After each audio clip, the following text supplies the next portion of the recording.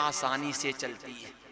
कितना भी गिलास भरा हो, चाय का कप भरा हो, अगर एक भी बूंद चाय फैल जाए तो बता देना, ऐसे चलेगी कि इनके जैसी सुशील तो कोई है ही नहीं। शास्त्र कहते हैं स्त्री बोल रही हो और पीछे वाला व्यक्ति सुन ना पावे। और जब लड़की देखने जाते हो तब बेटी पढ़ी हो कितनी पढ़ी हो, बीए, ऐसे सांस लेगी कि तुम्हारे कान तक भी आवाज ना आवे। उस समय का वीडियो बनाओ। अगर आपके घर में कभी तेज स्वर से बोले, तुरंत वीडियो खोलो। हे, मैं देखने गया था ये। अगर इस स्वर में आप बोलोगी तब मैं कंपनी पे क्लेम कर दूंगा, क्योंकि शोरूम में माल देख के आओ कुछ और घर में आ जाए कुछ है। आप सीधे कहना जब देखने गए थे तो हमें दिखाई गई थी ऐसी। बोलते समय मुंडी हिलती थी। और घर में अगर मुकदमा हो तो आप सीधे गए जज से कहना, सर मेरे साथ धोखा हुआ है, जब मैं देखने गया था तब मैं माल दिखाया गया था ये, और जब घर में मैंने पैकेट को निकल पड़ा माल ये। मैं दावा करता हूं कि आप जीत जाओगे। जब लड़की देखने जाओ तो उस समय का मुझे वीडियो बनाना चाहिए, उसमें वो फंसेगी। और अगर विवाह के समय का बनाओगे वीडियो तो आप फंसोगे। फंसते हैं फिर दिखा दिखा करके जीजा जी कौन है, इनका भी नाम लिखो, दहेज प्रथा में सब। तो ध्यान रखना, हो सके तो मान लेना, बाकी तो अर्जी हमारी, मर्जी तुम्हारी। यहां शास्त्र की बात बोलना हमारा धर्म है और मानना ना मानना ये आपका धर्म है। नहीं मानोगे तो आप रोगे, हम थोड़ा रोएंगे। हाँ, अगर अच्छी बात बताएंगे नहीं तो हम भी रोएंगे। क्यों? ये ईश्वर ने मुझे गद्दी दी है अच्छी रास्ता बताने के लिए, संयम में रहने के लिए, अपने अपने कर्तव्य का पालन करने के लिए। तो मैं अपने कर्तव्य का पालन कर रहा हूं। अब अगर आपका अन्न जल संग शुद्ध होगा तो ये बातें आचरण में आ जाएंगी। सूर्य भगवान ने कहा कि मैंने कभी भी सीता को देखा ही नहीं। हमें ये भी विश्वास है कि सीता ने कभी हमें भी नहीं देखा होगा। तो हनुमान जी ने कहा एक काम करो, तुम खड़े हो जाओ और हम देख लें। क्यों? बोले मुझे मालूम है हिंदुस्तान की आर नारी जब तक सूर्य भगवान को अर्घ देगी नहीं तब तक जल ग्रहण करेगी नहीं। सूर्य भगवान खड़े हुए, सीता जी ने अर्घ दिया है, हनुमान जी पहचान गए और पहचान करके मां के पास गए। कहने का आशय यही है कि ये मर्यादाएं हमें शिक्षा देती हैं कि एक बार लक्ष्मण जी ने जो रेखा खींची थी और सीता जी ने उसका उल्लंघन किया, कितना बुरा परिणाम भरना पड़ा है। और हम लोग रोज इस शास्त्र की मर्यादाओं का उल्लंघन करेंगे, इसका परिणाम क्या होगा थोड़ा अपना विवेक लगा के सोच लेना। तो राजा चले गए, अर्थात शिक्षा लो, जहां माताओं का उत्सव फंक्शन हो रहा हो वहां पुरुषों को बैठना नहीं चाहिए। ये ध्यान रखना। ठीक है, जब यहाँ की जिद्दी माताएं कहती है कि मैं तो गरबा खेलूंगी, खेलो, लेकिन आपसे प्रार्थना है जहां माताओं का फंक्शन हो वहां पुरुषों को जाना नहीं चाहिए। क्यों? जिस समय बहू दिखाई का फंक्शन चल रहा था राजा वहां से चले गए थे। तो जहां माताओं का फंक्शन हो रहा हो वहां पुरुषों को बिल्कुल नहीं जाना चाहिए। ठीक, दशरथ जी वहां से चले गए। इसके बाद माता जी आगे बढ़ी। जब माता कौशल्या आगे बढ़ी तो कैकेयी ने खांस लिया। देखो मर्यादा। अगर दुरानी जिठानी से बोलती नहीं है, अगर दुरानी जिठानी से बोलती मैंने अदब करती है, तो जिठानी का कर्तव्य है कि दुरानी के संकेत को समझे। अगर देवरानी जेठानी का सम्मान करती है, कभी बोलती नहीं है, कुछ कहती नहीं है, तो जेठानी की जिम्मेदारी है कि देवरानी के संकेत को समझे। जैसे माता कौशल्या मुंह देखने के लिए आगे बढ़ी तो कैकेयी ने खांस दिया। जैसे कैकेयी ने खांसा, कौशल्या को याद आ गया, जितना कैकेयी राम को चाहती है, इतना अवध में राम को चाहने वाला कोई नहीं है। क्या करूं, मेरे पास समय नहीं रहा, मैं अयोध्या कांड में नहीं प्रवेश कर पाया। गलती आपकी नहीं, गलती मेरी है, क्योंकि मेरी गाड़ी पैसेंजर चलती है। ठीक, मैं अपनी गलती मान रहा हूं कि मैं बालकांड पार नहीं कर पाया, लेकिन अयोध्या कांड की कथा सुन लो संक्षेप में। जब भगवान राम का विवाह हो गया है तो भगवान राम बहुत उदास रहते हैं, दुखी। कैकेयी ने पूछा, राम, विवाह के बाद लोग खुशी होते हैं, आप दुखी हो रहे हैं, क्या कोई शरीर में विकार है क्या? राम जी ने कहा, विकार तो नहीं है। फिर माता कैकेयी ने पूछा, क्या पत्नी से विचार नहीं मिलते हैं? नहीं, कभी कभी विचार ने, तभी टेंशन में रहते, कहाँ फंस गए, जिंदगी कैसे पार करनी। तो कैकेयी ने क्या सीता से विचार नहीं मिलते? राम जी ने कहा, ऐसा भी नहीं है। फिर कैकेयी ने कहा, शरीर में विकार नहीं, पत्नी से टेंशन नहीं, फिर उदास क्यों रहते हो?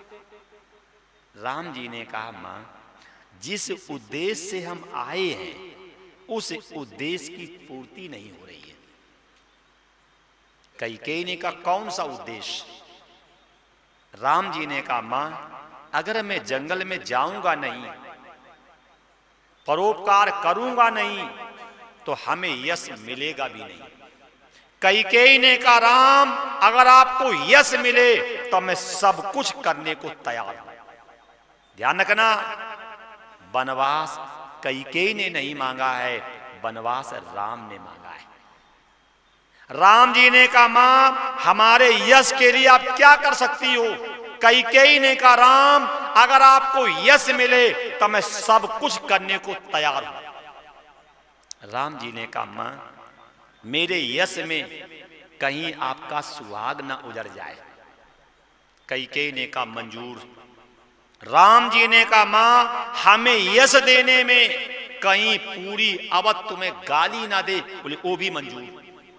राम जी ने कहा, मां, हमें यश देने में जन्म जन्मांतर तक कोई मां अपनी बेटी का नाम कैकेयी नहीं रखेगी। बोले, ये भी मंजूर। राम जी ने कहा, मां, हो सकता आपका पुत्र आपसे मां न कहे। बोले, ये भी मंजूर। राम, अगर आपको यश मिले तो मैं सब कुछ करने को तैयार हूं।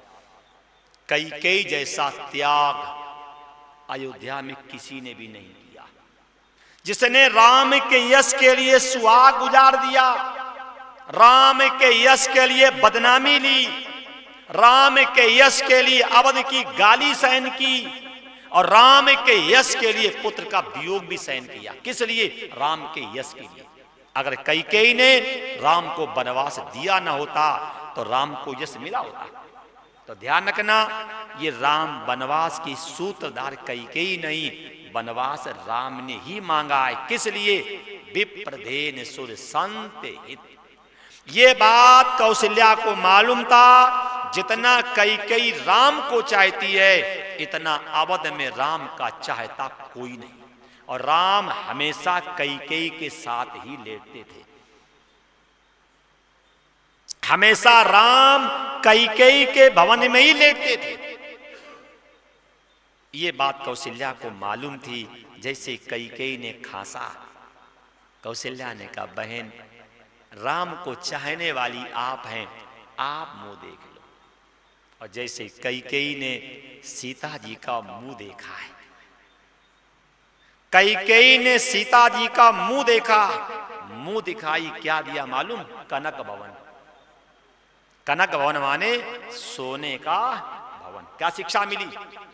जब घर में बहुएं आ जाएं तब माता पिता को डबल बेड छोड़ करके और सिंगल बेड पे लेटना प्रारंभ कर देना चाहिए। ये कनक भवन का अर्थ है। सैकड़ों घर दिखा दें कि पुत्र के लड़का पैदा हुआ आज, और बाप के पैदा हो रहा 6 महीने के बाद। बोलो, ये कनक भवन का आशय यही मैं बार बार कह रहा हूं। सबसे पहले माता कौशल्या ने, कैकेयी ने, सुमित्रा ने सीता को जो मुंह दिखाई दी है, आप अपनी बहू को दे दो, मैं दावा करता हूं ये बिगड़ी हुए बहुएं आपको हृदय के अंदर रखेंगी। पहले मुंह दिखाई दो तो। कैकेयी ने क्या दिया है? कनक भवन। इसके बाद माता कौशल्या बढ़ी तो सुमित्रा खांस पड़ी। क्यों?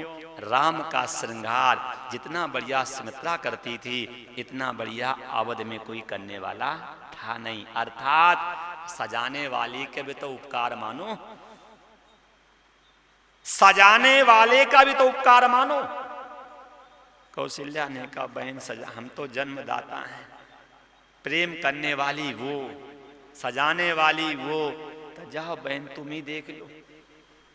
देखो, इसे बड़ा कहते हैं जो दूसरे को आगे करे, अपना पीछे हो जाए, वही बड़ा। यहाँ चौधरी बने अपने खड़े आ गए। अरे बड़े होने के लिए गरीबों को सम्मान। मेरे पास समय नहीं, कथा है दही बड़ा की भी, कि बड़ा बना कैसे जाता। बातों से बड़ा नहीं होता, कर्म से बड़ा होता है। बातों से नहीं, कर्म से बड़ा होता है। तो कौशल्या ने कहा, बहन आप ही देख लो। और जैसे सुमित्रा ने सीता जी का मुंह देखा है, क्या दिया है? चूड़ामणि। चूड़ामणि माने सुहाग। मतलब क्या हुआ? घर में बहुएं आ जाएं, माता जी को ब्यूटी पार्लर में जाना बंद कर देना चाहिए। ये चूड़ामणि का आशय यही है। अगर घर में बहुएं आ गई हैं, अगर इज्जत चाहती हो, समाज में प्रतिष्ठा चाहती हो, अगर बहू सजी है, उसी में सास की इज्जत है। अब तो घरों में विवाद होता है। बहू ने फैशन करवाया गोल्डन वाला है? फिर कहोगे तुम कैसे जान गए?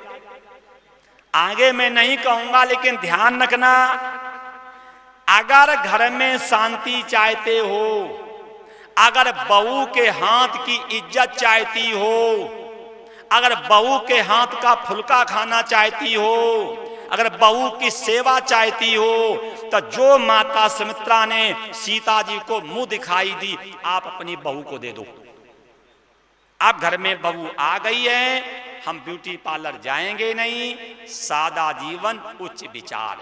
बच्चों को दो ढेर सारा आशीर्वाद। यहां आशीर्वाद दें कि वही ब्यूटी पार्लर भरी पड़ी। ध्यान रखना, हाथ जोड़ करके प्रार्थना है, राम कथा सुन रहे आप। चूड़ामणि का आशय यही है, घर में बहुएं आ जावें और माता जी को ब्यूटी पार्लर में जाना बंद कर देना चाहिए। अब नंबर आ गया जन्मदाता का। कौशल्या मन में सोच रही, एक ने कनक भवन दिया, एक ने चूड़ामणि दिया, और असली तो सास मैं हूं। अब मैं गिफ्ट क्या दूं? सोचो, जब दुरानी बड़े बड़े गिफ्ट दे रही है, तो सास को सोचना चाहिए कि असली तो मैं हूं। अब कैकेयी धर्म संकट में है कि एक ने दे दिया कनक भवन, एक ने दे दिया चूड़ामणि, मैं क्या दूं? कैकेयी डोली के पास गई, क्या दिया? सुन लिया। सुमित्रा डोली के पास गई, क्या दिया? सुन लिया। अब माता कौशल्या डोली के पास गई, आज सोच रही हैं, इतने बड़े बड़े मुंह दिखाई गिफ्ट दिए गए, हम कौन सा गिफ्ट दें? तो माता कौशल्या ने सबसे पहले सेवकों से पूछा, बहू है कितनी सुंदर, ये बताओ। सेवकों ने कहा, मां हमने तो देखा नहीं है, हमने सुना है कि राम से 100 गुना ज्यादा सुंदर सीता है। राम से 100 गुना ज्यादा सुंदर सीता। आप ध्यान रखना, मां अपनी बेटी अपने पुत्र से पराई बेटी को 100 गुना ज्यादा सुंदर मानना, अपने पुत्र से पराई बेटी को 100 गुना ज्यादा आराम तलब मानना। क्यों? आपके पुत्र ने कुछ भी नहीं त्यागा, आपकी बहू सब कुछ छोड़ के आई है, अपना घर छोड़ के आई, अपने पिता को छोड़ के आई, अपनी माँ को छोड़ के आई, अपने भाई और भाभी बहनों को छोड़ के आई, इतना त्याग करके आई है। और अगर उस बेटी को सताओगे तो उसके आंसुओं से तुम्हारी बर्बादी हो जाएगी। क्यों? लंका में सीता जी के आंसू गिरे, 1 लाख पुत्र 1.25 लाख नाती, ता रावण गर दिया ना बाती। मथुरा में देवकी के आंसू गिरे, परिणाम देख लो, कंस का वंश ही खत्म हो गया। हस्तिनापुर में द्रौपदी के आंसू गिरे, ऐसा श्राप लग गया जो हस्तिनापुर आज तक नहीं बसा। राजा विराट के यहां द्रौपदी के आंसू बहे, ऐसा श्राप लग गया कि कीचक का वंश ही नाश हो गया। ये है नारी के आंसुओं की कीमत। इसलिए आप लोग गृहस्थ हैं, आपकी जिम्मेदारी बनती है, जिस बहू को घर में लेकर के आए हैं उसके आंसू नहीं बहने चाहिए।